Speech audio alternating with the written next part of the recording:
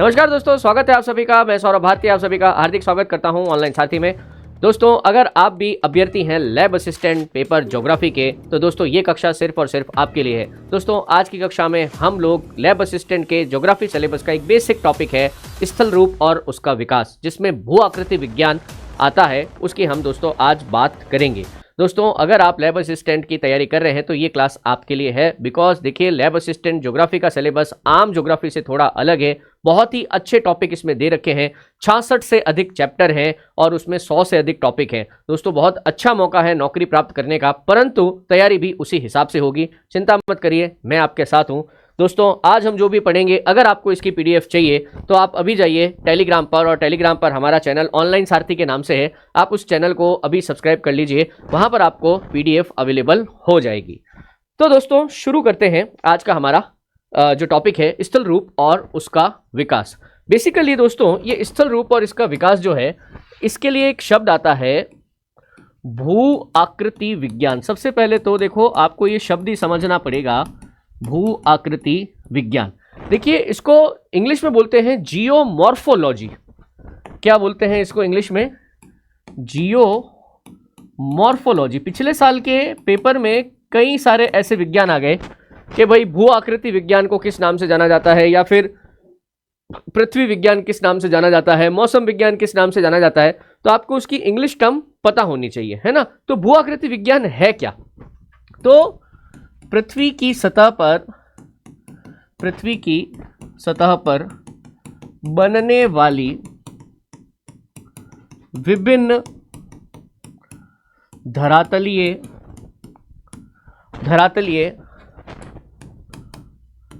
आकृतियों का जो अध्ययन किया जाता है, आकृतियों का अध्ययन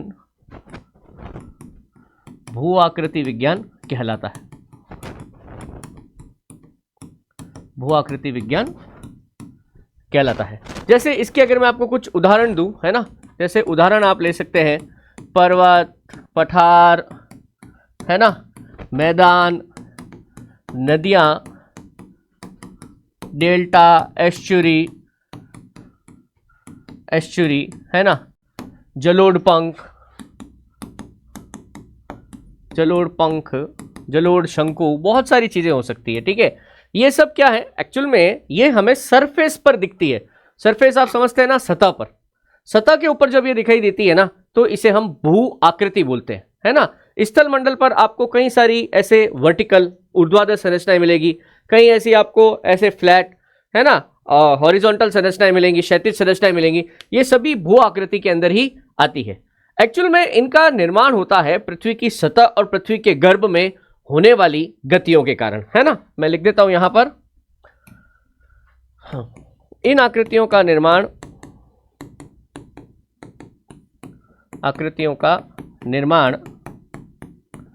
पृथ्वी की सतह तथा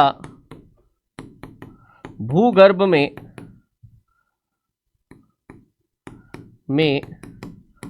होने वाली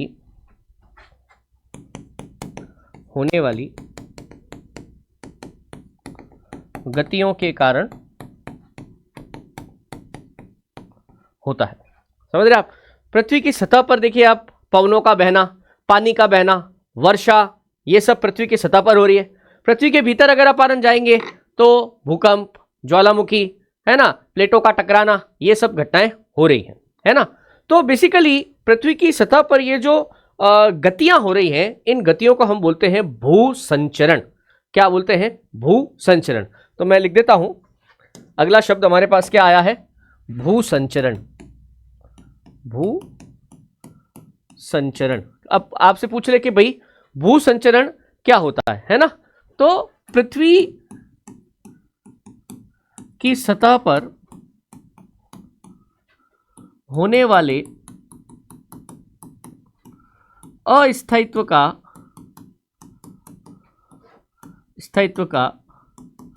मुख्य कारण भू संचरण, अर्थात इसके लिए हम लिख सकते हैं पृथ्वी की गति है। भूसंचरण है ना। भूसंचरण के लिए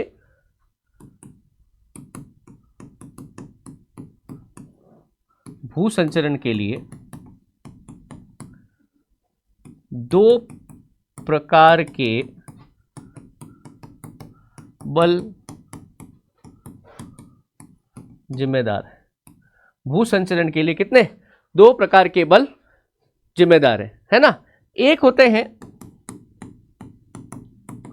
अंतर्जात बल यानी कि आंतरिक बल, और एक होते हैं बहिर्जात बल, जिसको अपन क्या कह सकते हैं? बाहरी बल। देखिए, जब तक कोई बल फोर्स नहीं लगेगा तब तक इस प्रकार की घटनाएं वैसे भी नहीं होती है ना। अगर कहीं पर किसी संरचना का निर्माण हो रहा है या फिर कोई संरचना नष्ट हो रही है तो पक्की बात है वहां पर कोई ना कोई क्या लगा होगा? बल जरूर लगा होगा, है ना। अब ये बल पृथ्वी के आंतरिक गतियों के कारण, भूकंप, ज्वालामुखी, चट्टानों का टकराना, इसके कारण हुआ है। चट्टानें मतलब कि पृथ्वी के गर्भ में जो टेक्टोनिक प्लेट्स हैं उनके टकराने के कारण हुआ है ना। ये सब अंतर्जात में आते हैं। बहिर्जात में क्या होता है? पानी के बहने से होने वाला कटाव, पानी के बहने से जगह पर इकट्ठे होने वाले निक्षेप, है ना। वायु के द्वारा होने वाला कटाव, है ना। अपर्दन, अपक्षय, ये सब इसी के अंतर्गत आते हैं। तो अपन इसका एक चार्ट बनाते हैं और उस चार्ट के अनुसार अपन आगे बात करते हैं, उससे आपको थोड़ा सा इजी वे में रहेगा, ठीक है। तो बेसिकली अभी हमने बात करी कि पृथ्वी पर होने वाली जो गतियां हैं उसको हम क्या कहते हैं? भू संचरण कहते हैं। भू संचरण के लिए दो प्रकार के बल जिम्मेदार हैं, है ना। इसमें सबसे पहले हम कौन से लेंगे? अंतर्जात बल यानी कि आंतरिक बल, है ना। पहला लेंगे अंतर्जात बल और उसके बाद लेंगे अपन कौन से? बहिर्जात यानी कि बाहरी बल, ठीक है। अब देखिए इसमें क्या होता है, अब पृथ्वी के भीतर जो अंतर्जात बल पैदा हो रहे हैं, अब हो सकता है कि कोई इमीडिएटली कोई कारण हो गया हो, अचानक से कोई ऐसी घटना हो गई हो जिसके कारण बहुत भारी मात्रा में ऊर्जा रिलीज हुई हो और उसके कारण कोई नया निर्माण हो गया हो। तो मैं कहना चाह रहा हूं कि अंतर्जात बल पृथ्वी में, पृथ्वी के भीतर अंदर दो कारणों से लग सकता है ना। या तो ये कारण कैसा हो सकता है? आकस्मिक, या तो कारण कैसा हो सकता है? आकस्मिक कारण, या फिर ये कैसा हो सकता है? कोई लंबे समय से कोई घटना हो रही है और बहुत बाद में इसका प्रभाव देखने को मिला है, दीर्घकालिक कारण।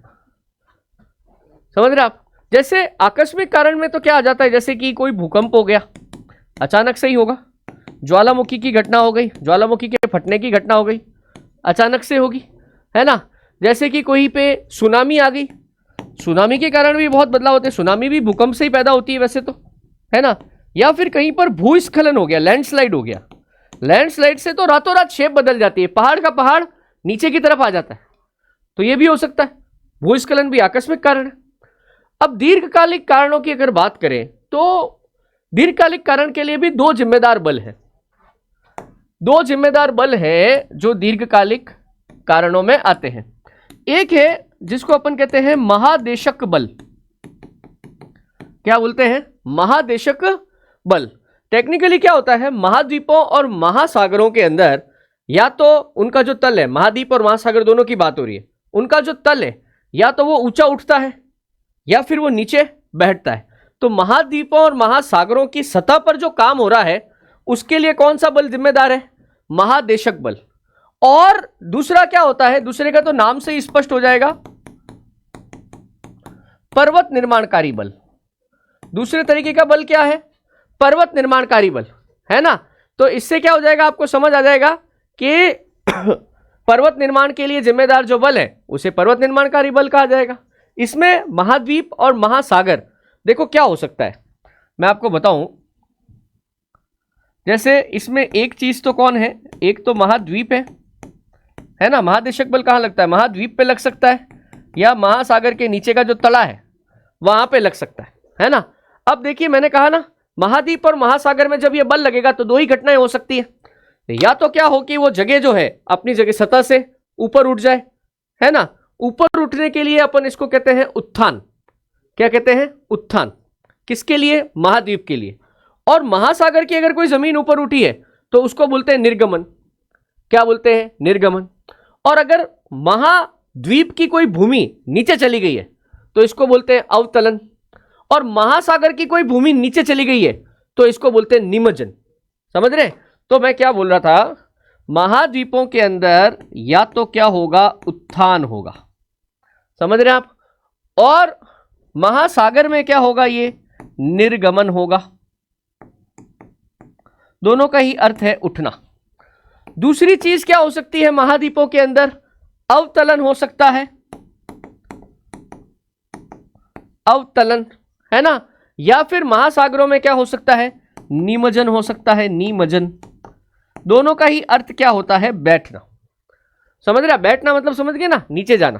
तो देखो महादेशक बल कहां कहां लग सकता है? महादेशक बल लगेगा महाद्वीप पर और महासागर पर। महाद्वीपों में उत्थान और अवतलन होंगे, महासागर में निर्गमन और निमज्जन होगा, है ना?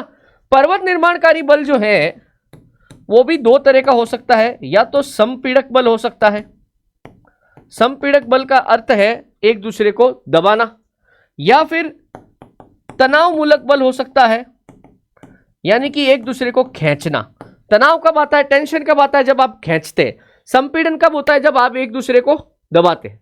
बात समझ रहे? तो मेरे कहने का मतलब है कि भू संचलन के जो अंतर्जात कारण है उसमें आकस्मिक कारण भी है, दीर्घकालीन कारण भी।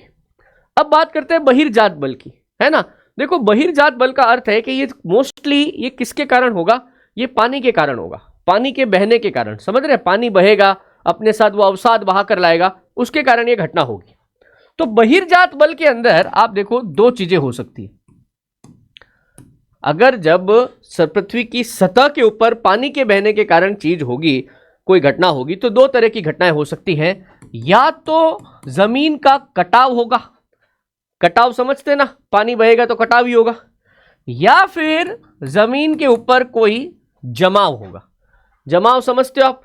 नदियां अपने साथ बड़ी मात्रा में मिट्टी, कीचड़, छोटे बड़े कंकड़ पत्थर ये सब बहा के लाती है। जमाव के लिए एक शब्द और आता है, निक्षेप। शायद इससे आपको थोड़ा आइडिया हो जाए। जमाव निक्षेप एक ही बात है ना? कटाव, कटाव के लिए एक शब्द आता है अनाच्छादन। कटाव के लिए क्या शब्द आता है? अनाच्छादन। समझ रहे? तो बहिर्जात बल से या तो कटाव हो सकता है, जमाव। अब देखो जमाव तो जमाव ही होता है, पर कटाव के भी दो तरीके होते हैं। एक होता है, आपने नाम सुना हो, अपक्षय, और एक होता है अपर्दन। थोड़ा सा फर्क है दोनों में। अपक्षय का अर्थ होता है टूटना। कोई जैसे हथौड़ा मारा ना आपने, है, और वो पत्थर दो टुकड़ों में टूट गया, ये अपक्षय है। ये क्या है? अपक्षय, टूटना। और अपर्दन, घिसना। कोई चीज आपस में घस रही है, दो चट्टानें आपस में घस रही है, उससे बारीक बुरादा बन रहा है, इसको क्या कहते हैं अपन? इसको कहते हैं अपन घिसना। तो देखिए कटाव और जमाव ये दोनों किस प्रकार की घटनाएं हैं? ये दोनों ही बहिर्जात बल की घटनाएं हैं। अब देखो बारी बारी से इसका थोड़ा डिटेल में करते हैं कि भाई इस पे क्या क्या सवाल बन सकते हैं, है ना? डिटेलिंग तो करनी पड़ेगी, उसके बिना तो क्या ही होगा, नाम से काम थोड़ी चलेगा, है ना? तो एक एक की बात करते हैं। पहले अपन अंतर्जात बल लेते हैं, उसमें आकस्मिक कारण और फिर दीर्घकालीन कारण। ठीक है, तो पहला ले रहे हैं अपन अंतर्जात बल। ठीक है, थोड़ी सी डेफिनेशन लिख दे। यह बल पृथ्वी की आंतरिक हलचलों के कारण उत्पन्न होता है। किसके कारण उत्पन्न होता है? पृथ्वी की आंतरिक हलचलों के कारण, है ना? पृथ्वी की टेक्टोनिक प्लेट्स में या तो क्षैतिज गति, क्षैतिज होती है यूं, या लंबवत। लंबवत कैसे होगी? ऐसे। लंबवत गति के कारण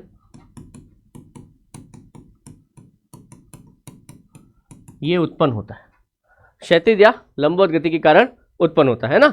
इससे नई भू आकृतियों का निर्माण होता है, भू आकृतियों का निर्माण होता है, इसलिए इसे रचनात्मक बल भी कहा जाता है। इसलिए इसका एक नाम और क्या है, इसलिए इसे क्या कहते हैं अपन, रचनात्मक बल भी कहा जाता है। बात समझ रहे। अब यह बल दो प्रकार से उत्पन्न होता है, दो प्रकार से उत्पन्न होता है, ठीक है। जैसे कि मैंने अभी पीछे आपको एक टेबल बना के बताया, क्या, या तो हो सकते हैं कैसे कारण, कैसा कारण है ये, आकस्मिक कारण कारण है ना। कैसा कारण है ये, आकस्मिक कारण है ना। इसमें क्या होता है, यह अचानक होने वाली घटनाएं हैं, ये एकदम से होंगी है ना। इसके कारण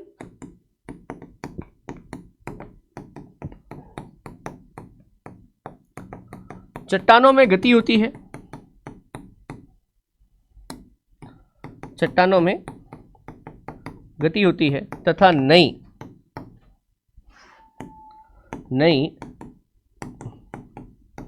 भू आकृतियां बनती हैं, ठीक है। अब जैसे, अब इसमें अगर अपन उदाहरण लेवें इसके, जैसे, ठीक है, अगले पेपर पे ले रहा हूं मैं, जैसे भूकंप। बात समझ रहे। तो भूकंप जब भी आता है तो भूकंप की भारी मात्रा में तरंगें उठती हैं, ऊर्जा की तरंगें होती है ना, P, primary, secondary, love waves है ना। तो भूकंप की तरंगों के कारण भूपरपट्टी पर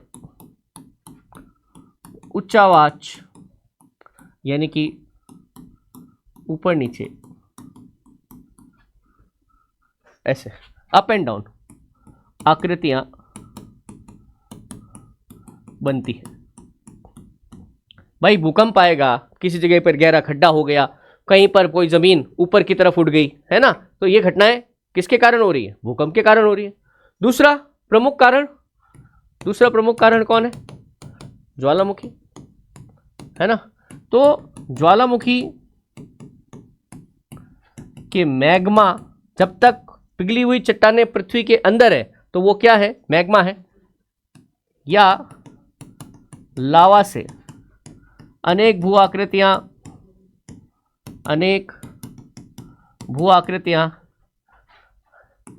जैसे पर्वत, पठार, क्रेटर, झीलें,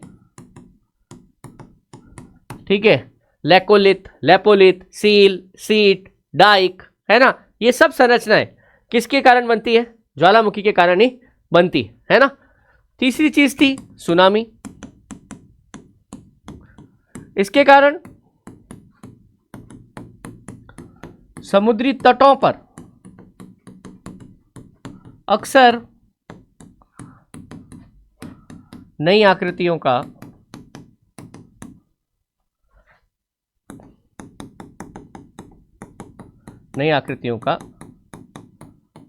निर्माण होता है। बात समझ रहे। चौथी चीज क्या थी, भूस्खलन है ना। चट्टानों के टूटने या सरकने से नई भू आकृतियां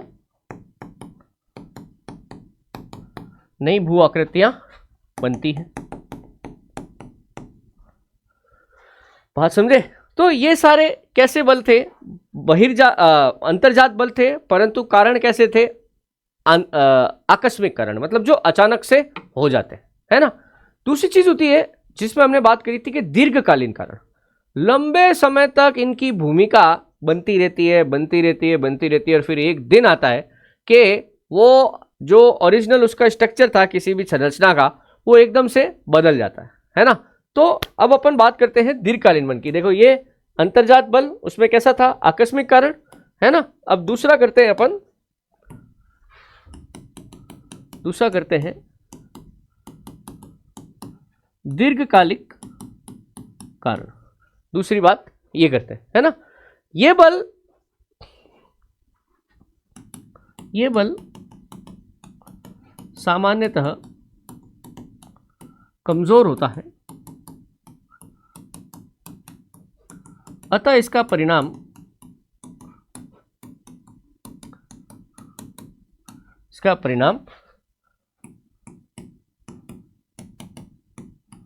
दीर्घकाल में दिखाई देता है,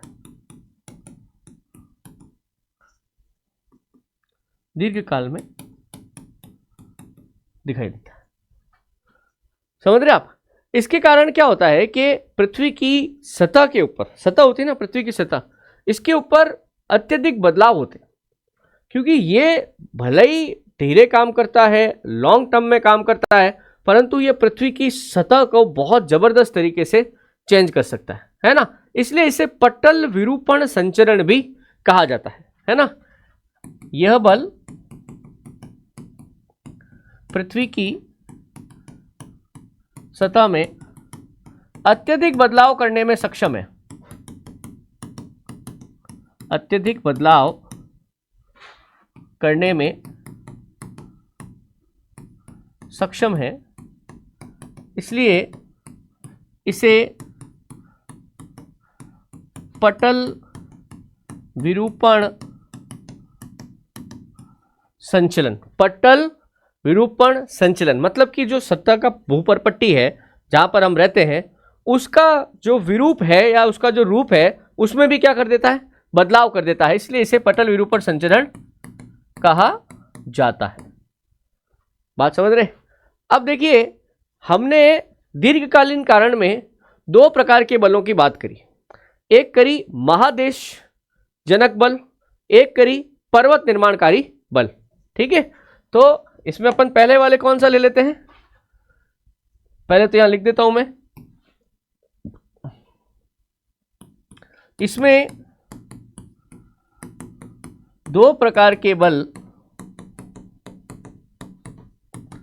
कार्य करते हैं, दो प्रकार के बल कार्य करते हैं। ठीक है, पहला बल जो कार्य करता है, मैंने कहा था वो बल महाद्वीप और महासागर में उच्च आवाज पैदा करता है। उच्च आवाज तो समझ जाओगे आप, अप एंड डाउन, तो उसको अपन बोलते हैं महादेश जनक बल, महादेश जनक बल। समझ रहे हैं। यह बल क्या करता है, महाद्वीप और महासागर की जो सतह है ना, उसको या तो हॉरिजॉन्टल या वर्टिकल बदलाव करने का प्रयास करता है ना। यह बल महाद्वीप व महासागर की सतह को या तो क्षैतिज समझ जाओगे आप, आड़ा, या लंबवत हो जाएगा, ऐसे रूप से प्रभावित करता है। ठीक है, इसमें मैंने आपसे कहा था कि ये महाद्वीप और महासागर दोनों के ऊपर लगता है ना। महाद्वीप और महासागर दोनों के अंदर ही क्या होता है, ऊपर उठने की और नीचे जाने की घटना होती है ना। तो सबसे पहले देखो अपन किसकी बात करते हैं कि अगर किसी महाद्वीप के अंदर ये बात हो जाए, है ना, किसी महाद्वीप के अंदर ये बात हो जाए, तो मैंने आपसे कहा था कि महाद्वीप की किसी सतह का ऊपर उठना, है ना, इसको कहते हैं उत्थान। उत्थान क्या है, जब महाद्वीप की कोई सतह ऊपर उठ जाए, तो ये घटना क्या कहलाती है, उत्थान। यही क्वेश्चन है, आप क्वेश्चन समझ रहे हो। ये क्वेश्चन ऐसे आएंगे कि भाई महादेश जनक बल के उदाहरण है कि साहब उत्थान, निर्गमन, अवतलन, निमज्जन, है ना, ये इस तरीके से कि साहब एक महाद्वीप का तल या महाद्वीप का कोई भूतल जब ऊपर उठता है तो ये घटना क्या कहलाती है कि साहब ये घटना उत्थान कहलाती है ना। जैसे अब आप पूछोगे सर ये कैसे हो सकता है, तो जैसे किसी जगह पर लगातार जमाव के कारण पठार बन जाए, लगातार वहां पे क्या है कोई कचरा आके इकट्ठा हो रहा है और धीरे धीरे धीरे धीरे उस जगह का क्या है हिस्सा ऊपर उठ रहा है ना। दूसरा क्या हो सकता है, उत्थान के अलावा उत्थान के अलावा दूसरी चीज क्या हो सकती है, अवतलन। अवतलन कब होता है, जब महाद्वीप की कोई सतह नीचे बैठ जाए, महाद्वीप की कोई सतह क्या हो जाए, नीचे बैठ जाए, तो इसको क्या कहेंगे अपन, अवतलन कहेंगे, है ना। ऐसे कैसे महासागर में करें, इसी में कर देता हूं, आपको समझने में आसानी होगी थोड़ा सा। हाँ, इसी में अगर अपन किसको ले ले, अब अपन ले ले महासागर को, ठीक है। अब किसी जगह पर महासागर का तट जो है ना, वो उथला तट होता है और ऊपर हो जाए, इसको कहते हैं निर्गमन। निर्गमन, ये बड़ी अजीब बात लग रही है आपको कि महासागर का तट कैसे ऊपर उठता है। मान लीजिए किसी जगह पर महासागर बहुत छिछला था, ज्यादा गहराई नहीं थी, अब उसमें इतना जमाव आके जमा हो गया, कचरा इकट्ठा हो गया कि एक मौका आया कि वो वहां से क्या हुआ, वो पूरा खड्डा भर गया, अब वहां पे जमीन हो गई। जैसे आपने वो पढ़ा होगा प्रवाल भित्तियां, प्रवाल भित्तियां कैसे बनती है, प्रवाल भित्ति ऐसे ही बनती है ना। तो निर्गमन क्या होता है, किसी महासागर का मग्न तट, मग्न तट मतलब छिछला, छिछला समझते हो ना, कम गहराई वाला, है ना। किसी महासागर का मग्न तट या छिछला तट समुद्र से बाहर आ जाए, समुद्र से क्या हो जाए, बाहर आ जाए। बाहर आने का मतलब क्या हो गया, ऊपर उठ गया, है ना। अब इसका उदाहरण आप ले सकते हो कि प्रवाल, प्रवाल भित्तियां नहीं होती है, प्रवाल भित्ति, प्रवाल भित्ति ऐसी तो बनती है, कोरल रीफ जिसको आप बोलते हो वो ऐसे ही बनती है। और निमज्जन, दूसरी घटना कौन सी हो सकती है, निमज्जन। अब निमज्जन इसका उल्टा होगा, मतलब जब महासागर की कोई सतह नीचे बैठ जाए, है ना। अब वो किसी भी कारण हो सकती है, वो दरार भी हो सकती है ना, वो भूकंप के कारण भी हो सकता है। भूकंप आया साहब, हिस्सा नीचे बैठ गया, जैसे कि वो आपने सुना होगा मैरियाना ट्रेंच, चैलेंजर गर्त, रोमांस गर्त, है ना। ये सब किसके उदाहरण है, ये सब इसी के उदाहरण है। तो देखो ये आपने महादेशजनक बल किया दीर्घकालीन कारण का पहला उदाहरण। अब इसके अलावा एक बल और लगता है, ये तो महाद्वीप और महासागर की सतह पर लग गए, है ना।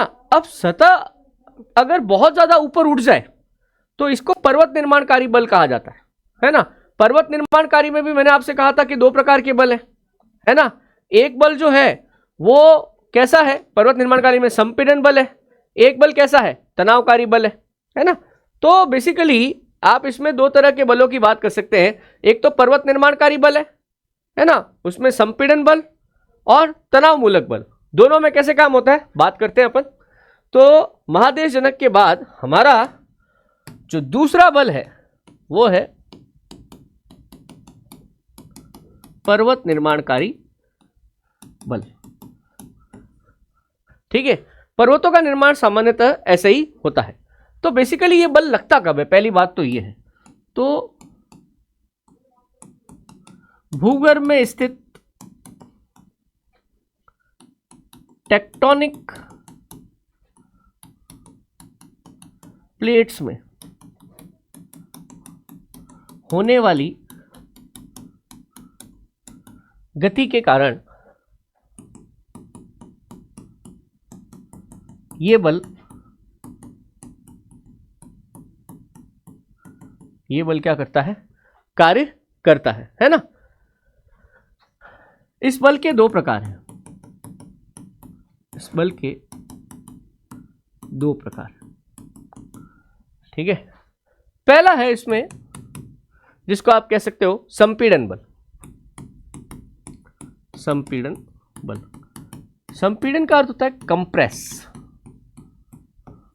कंप्रेस समझते हो ना, जब आप एक दूसरे को दबाए, है ना, एक दूसरे को दबाए, तो कंप्रेस कब होता है, जब टेक्टोनिक प्लेट्स एक दूसरे पर आमने सामने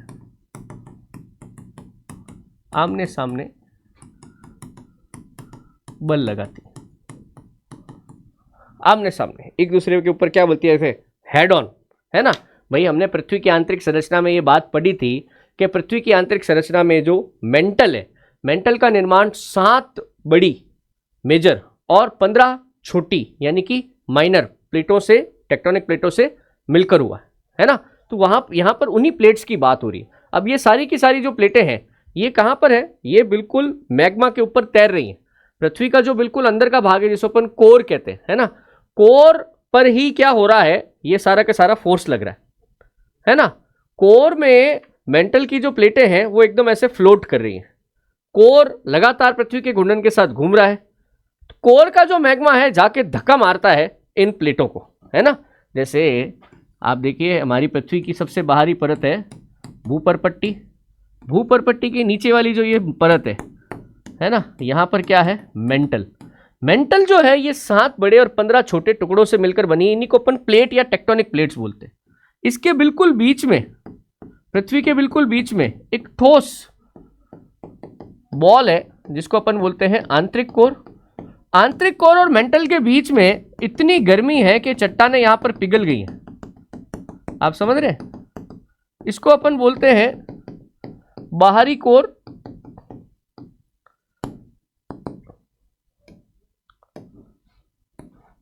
बाहरी कोर या फिर मैग्मा।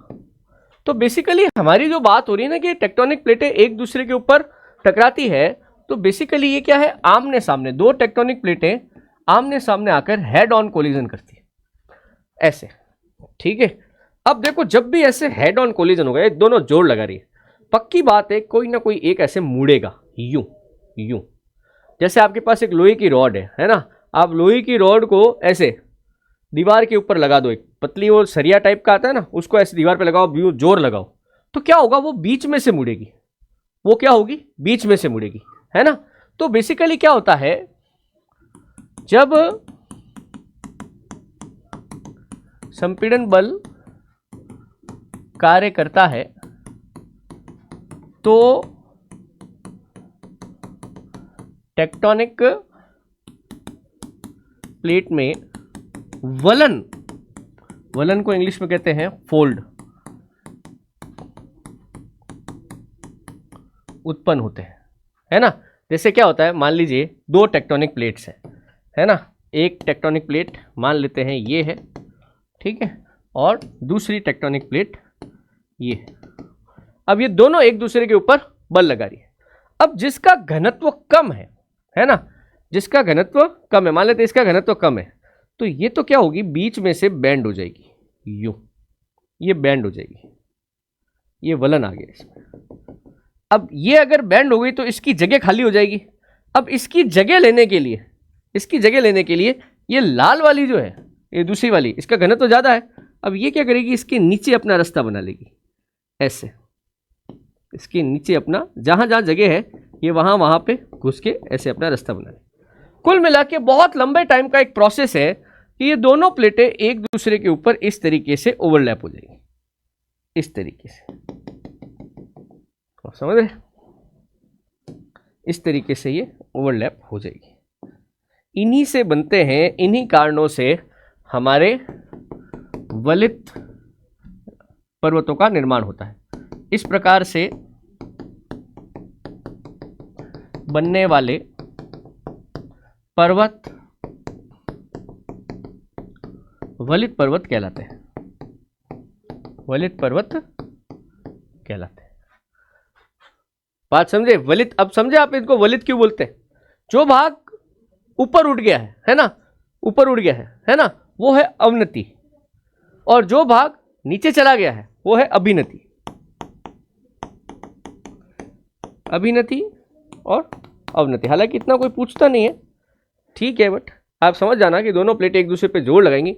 ये फोल्ड कई तरह के हो सकते हैं, मैं आपको और बताऊं, है ना, ज़्यादा डिटेल में मैं नहीं जा रहा हूं, बट ये फोल्ड भी कई तरह के हो सकते हैं। सम्मित वलन हो सकता है, असम्मित हो सकता है, एकनत वलन हो सकता है, समनत वलन हो सकता है ना। अरे कुछ नहीं है, इनकी भुजाएं जब अलग अलग होती है, कोई मान लो एकदम एक सीधा खड़ा हो गया, एक इस पर ऐसा हो गया, है ना, कई बार होता है दोनों एक दूसरे के ऊपर ऐसे क्या बोलते हैं, आप की तरह आ गए। बहुत सारे अलग अलग पर्वत हैं। जैसे आप हिमालय पर्वत को पढ़ते हैं तो वहाँ पे क्या लिखा हुआ आता है कि हिमालय पर्वतमाला एक वलित पर्वतमाला का उदाहरण है ना। वलित पर्वतमाला अर्थात वो प्लेटों की टक्कर से बना है, ठीक है। तो ये तो वह सामने सामने आके क्या हो गई, ये टकरा गई। पर अगर ये संपीड़न बल है, दूसरा बल अपना कौन सा था? दूसरा बल था तनाव मूलक बल। तनाव मूलक बल होता है खींचता है, जब टेंशन। तनाव कब होता है? जब चीजें एक दूसरे को खींचती है ना। तो जब दोनों एक दूसरे के क्या हो रहे हैं, विपरीत दिशा में जा रही है, जब टेक्टोनिक प्लेट्स एक दूसरे के विपरीत दिशा में जाएं। बात समझ रहे? ये अलग अलग जाते हैं, है ना। तो इसमें क्या होता है, इस प्रक्रिया में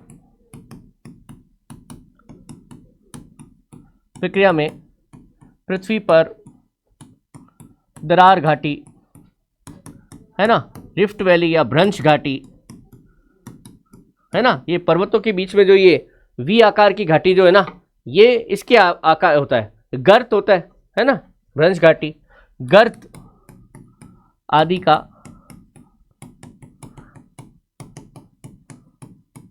निर्माण होता है। आप समझ रहे? ये भी बहुत प्रकार के हो सकते हैं, मैं आपको बताऊं, है ना। जैसे सामान्य भ्रंश हो सकता है, ये भी कई प्रकार का हो सकता है। मैं आपको थोड़ा सा आइडिया दे देता हूं, चलो। सामान्य भ्रंश, है ना, यानी कि आपके पास दो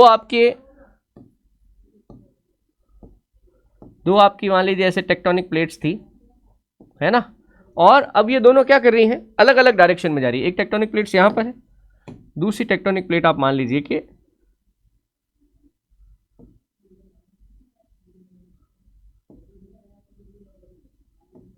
यहां पर है, ठीक है। अब अगर ये दोनों अलग अलग डायरेक्शन में जाने लगे तो इनके बीच की जगह क्या होगी? अब इनके जो बीच की जगह है, ये बीच की जगह है ना, बीच में क्या होगा, गैप आएगा कि नहीं आएगा? खाली हो जाएगा ना ये। अगर दोनों अलग अलग डायरेक्शन में जाने की कोशिश करें, ये इस डायरेक्शन में, ये इस डायरेक्शन में, तो क्या होगा, इनके बीच में एक गैप आ जाएगा, है ना। ये दोनों मतलब ऐसे जा रही है, ऐसे है ना, यूं यूं, है ना।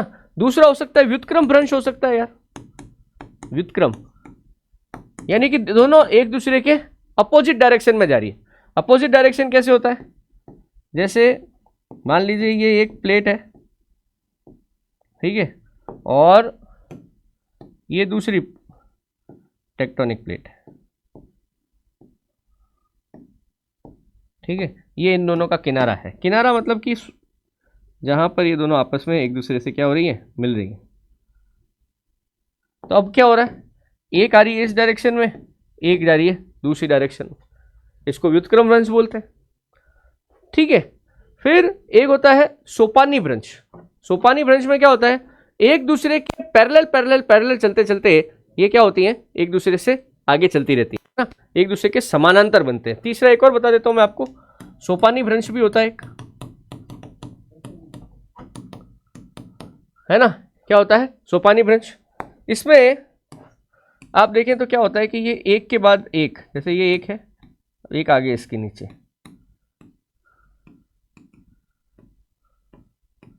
ये एक के बीच में एक क्या आ रहा है, गैप आता जा रहा है, एक दूसरे के समानांतर बनते ही है, एक दूसरे के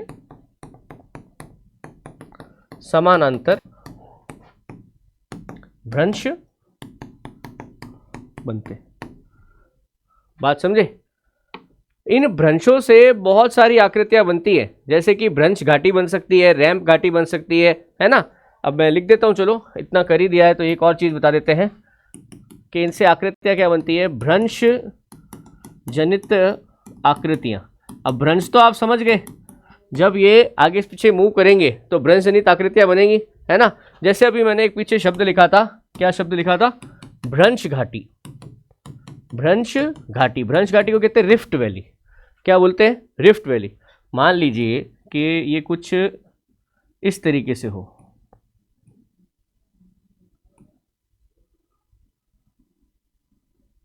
ठीक है, दोनों तरफ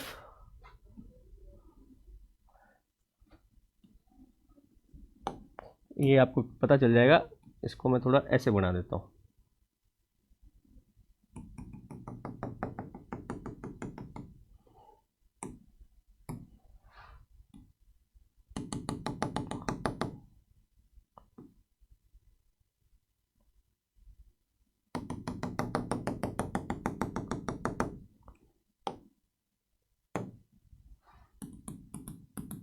क्या हुआ कि बीच वाला हिस्सा जो है ये कहाँ धस गया, एकदम नीचे धस गया।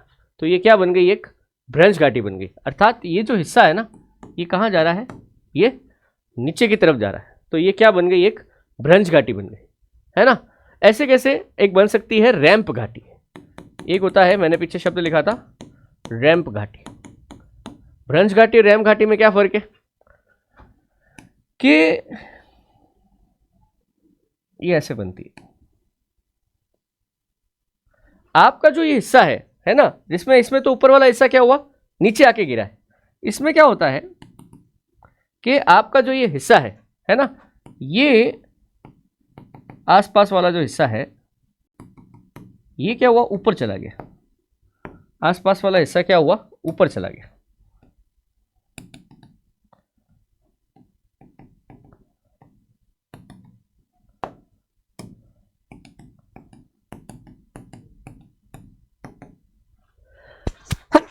ये क्या बनती है, रैंप घाटी। आसपास वाला हिस्सा क्या हो गया, ऊपर चला गया। ऐसे कैसे पर्वत भी बन सकते हैं। जैसे एक बनता है भ्रंशोत्थ पर्वत। जैसे कि हमारे यहाँ पे ये है ना विंध्याचल पर्वतमाला। विंध्याचल पर्वतमाला एक भ्रंशोत्थ पर्वत का उदाहरण है। भ्रंशोत्थ पर्वत के लिए एक शब्द आता है ब्लॉक माउंटेन। क्या शब्द आता है, ब्लॉक माउंटेन। विंध्याचल पर्वतमाला एक भ्रंशोत्थ पर्वत का उदाहरण है।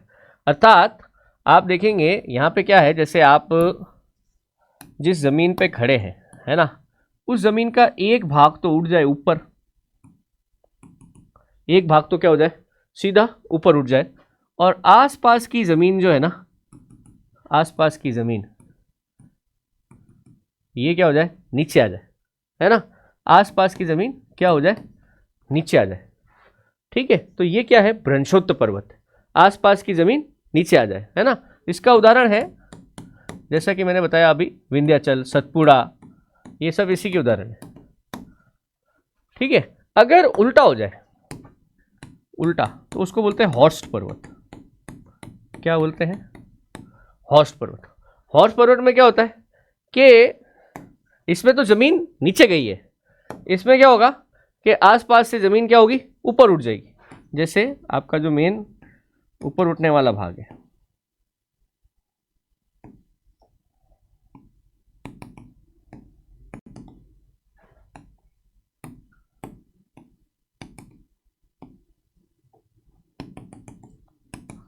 इसमें क्या होता है कि जो बीच वाला भाग है ये क्या हुआ, ऊपर उठ गया।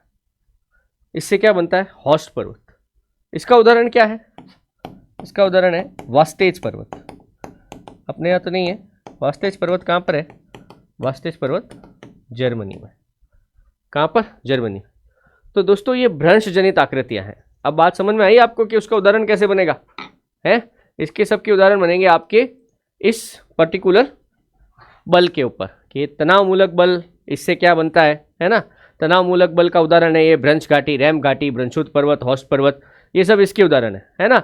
ये महादेशजनक बल के क्या उदाहरण है, के साथ उत्थान, अवतलन, निर्गमन, निमज्जन, ये सब। तो दोस्तों अभी तक हमने सारी जो बात करी वो करी अंतर्जात बल की, अर्थात पृथ्वी के अंदर से ये बल क्या हुए, पैदा हुए। अब बात करते हैं अपन जो एक और था हमारा, अब बात करते हैं अपन जो हमारा एक और बल था जिसका नाम क्या था, बहिर्जात बल, एक्सटर्नल फोर्स, है ना। तो ये पृथ्वी की सतह पे काम करता है, यह पृथ्वी की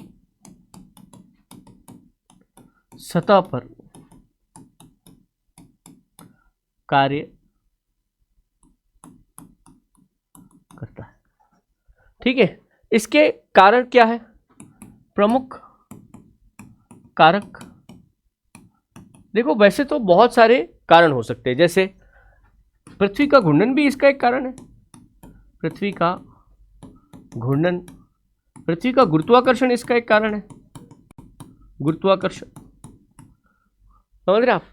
सबसे बड़ा प्रभाव या मतलब कारक जो है वो है जल प्रवाह, पानी का होने वाला प्रवाह।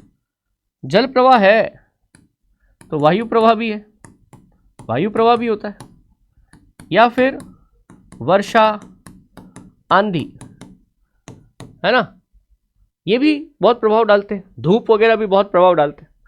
तो कुल मिला के ये बहिर्जात बल के प्रमुख कारण है। बहिर्जात बल के कारण देखो मैंने आपको बताया था कि दो प्रकार की घटनाएं होती है, एक होता है अनाच्छादन, एक होता है निक्षेप। एक तो क्या था अनाच्छादन, एक क्या था निक्षेप। तो अपन उसकी बात करते हैं, है ना। बहिर्जात बल के कारण दो प्रमुख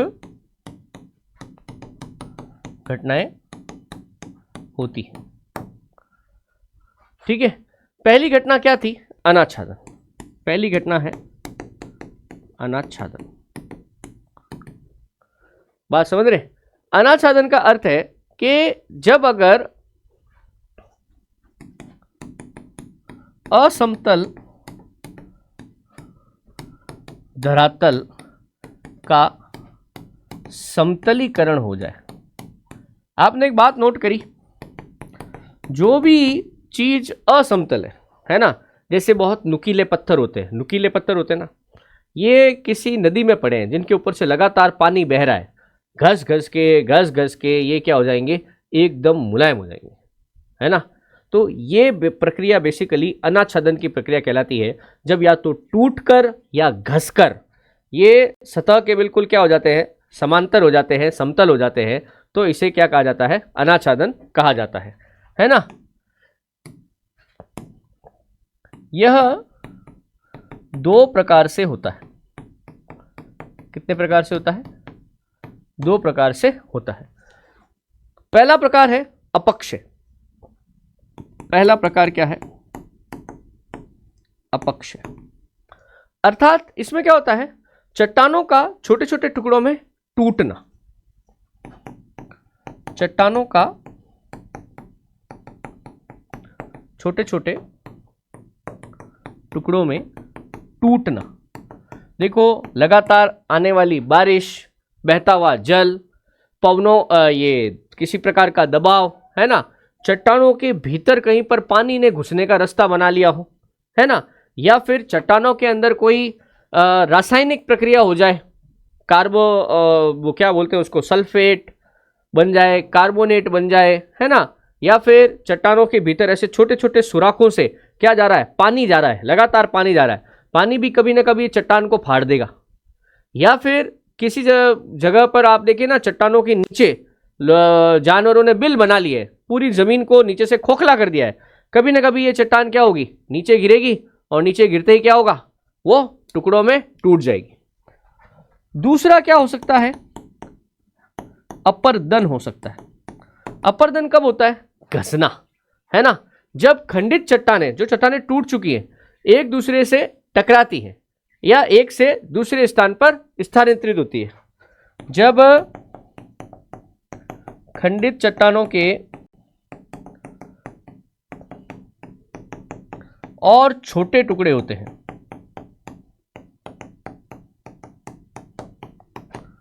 और बारीक कण स्थानांतरित होते हैं, पाउडर बन जाए, चट्टानों का क्या बन जाए, पाउडर बन जाए, और बहते हुए पानी, हवा, इनके साथ ये क्या हो जाए, एक से दूसरे स्थान पर चले जाए, तो ये घटना क्या कहलाएगी, अपरदन। देखो, अपक्षय, चट्टान का टूटना, टूट के गिर गई। अपरदन, चट्टाने घसीजी, बारीक बुरादा बना, और वो बुरादा एक जगह से दूसरे स्थान पर चला गया, है ना। तो देखिए, ये सब किसका उदाहरण है, अनाच्छादन, समतल हो गया।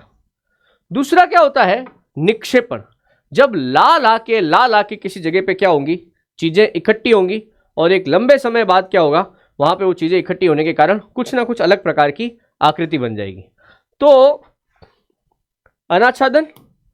दूसरी चीज है इसमें क्या, निक्षेपण। क्या है, निक्षेपण, है ना। दीर्घ काल में क्या हो, अगर लॉन्ग टर्म में, और ये होगा हमेशा पानी से, है ना, मेन बात ये, लॉन्ग टर्म में पानी के साथ बह बह के, है ना, बहुत सारा कचरा आ रहा है और वो इकट्ठा हो रहा है ना। तो इस प्रकार का जो अवसाद इकट्ठा हो रहा है उसी को निक्षेपण कहते हैं। किसी स्थान पर लगातार अवसाद का इकट्ठा होना, अवसाद कचरा बोल सकते हो आप, इकट्ठा होना निक्षेपण कहलाता है। समझ रहे आप। जैसे इसके उदाहरण बड़े इंटरेस्टिंग है यार, बड़े अच्छे लगते हैं मुझको इसके उदाहरण, ठीक है। जैसे इसका उदाहरण होता है एक, आप करो जलोढ़ पंख। जलोढ़ पंख बहुत जोरदार चीज होती है।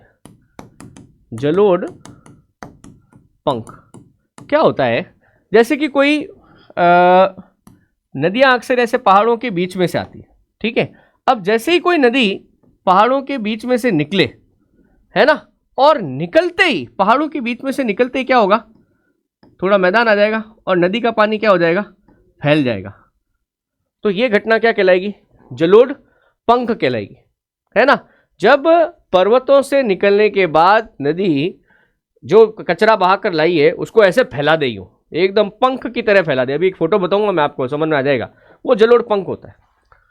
दूसरा हो सकता है जलोढ़ शंकु। क्या हो सकता है, जलोढ़ शंकु।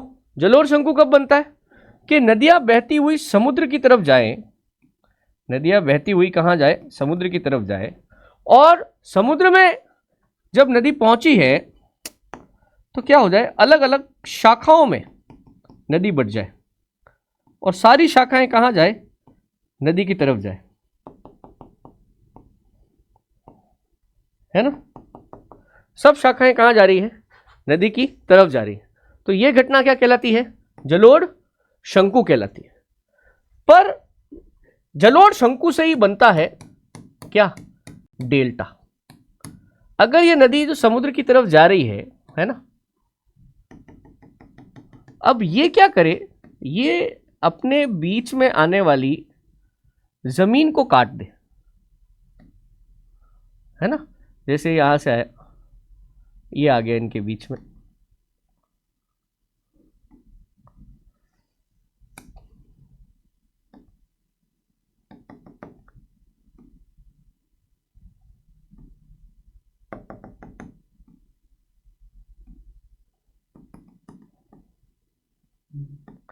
इनके बीच में क्या हो जाए, ये जमीन के टुकड़े हैं। ये जो आप देख पा रहे हैं ना, ये बीच में क्या हो जाएगा, इनके जमीन के टुकड़े ऐसे फंस जाएंगे। ये जमीन के टुकड़े हैं ऐसे, समझ रहे हैं आप, बिल्कुल दलदली क्षेत्र हो जाएगा। तो ये घटना क्या हो जाएगी, ये घटना हो जाएगी डेल्टा की, ठीक है। और एक चीज और हो सकती है इसमें, एक चीज होती है एस्चुरी की। एक घटना क्या होती है इसमें, एस्चुरी।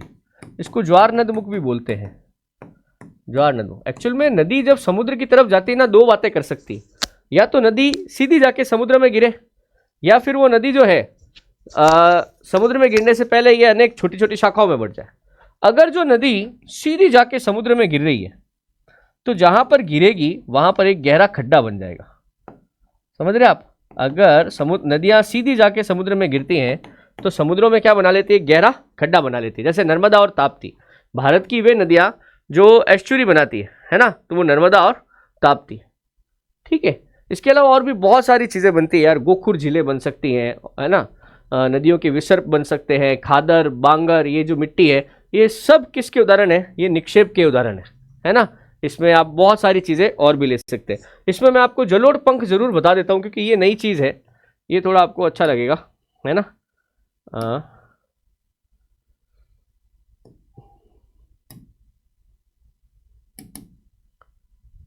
देखिए ये एक जलोढ़ पंख है, देख पा रहे हैं आप, ये आप देख सकते हैं, ये एक जलोढ़ पंख है। नदी जैसे ही पहाड़ों से बाहर निकली वैसे ही ये क्या हुआ, पूरी तरीके से फैल गई, ठीक है। एक और उदाहरण अपन लेते हैं।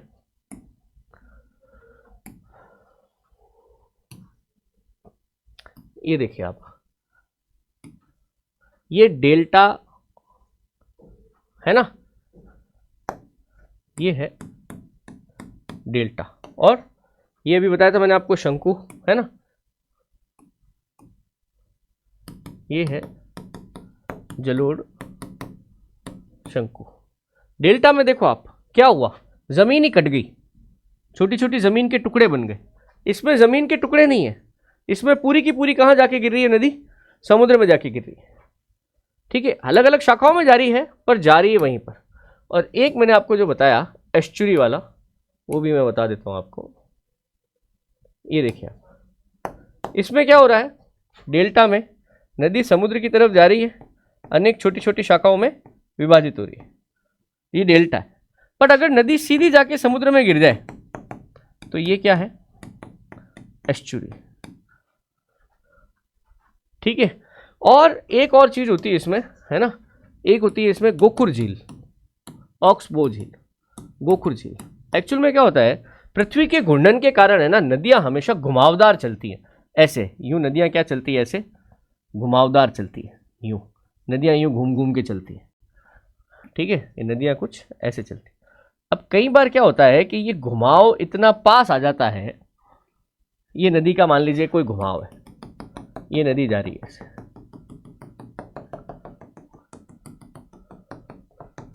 कई बार क्या होता है कि नदियां का ये घुमाव इतना पास आ जाता है कि नदियां क्या करती है, ये घुमाव यहीं से निकाल देती है, ये ऐसे।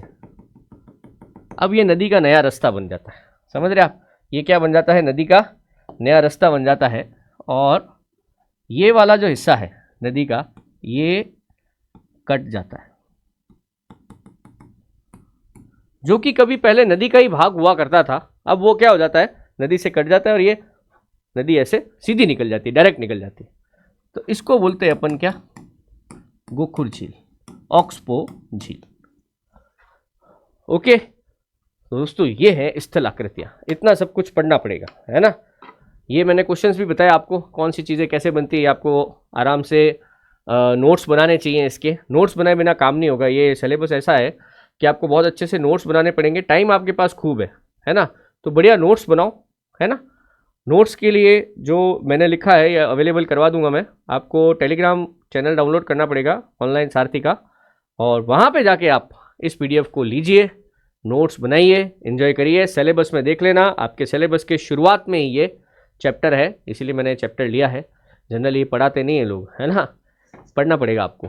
ओके, सिर्फ भारत की नदियाँ, झीलें और वो क्या होता है भारत का भौतिक विभाजन, हिमालय, इससे बात नहीं बनेगी, इससे आपको आगे जाना पड़ेगा। तो ऐसी क्लासें और करता रहूँगा मैं, आज इतना ही करेंगे, धन्यवाद।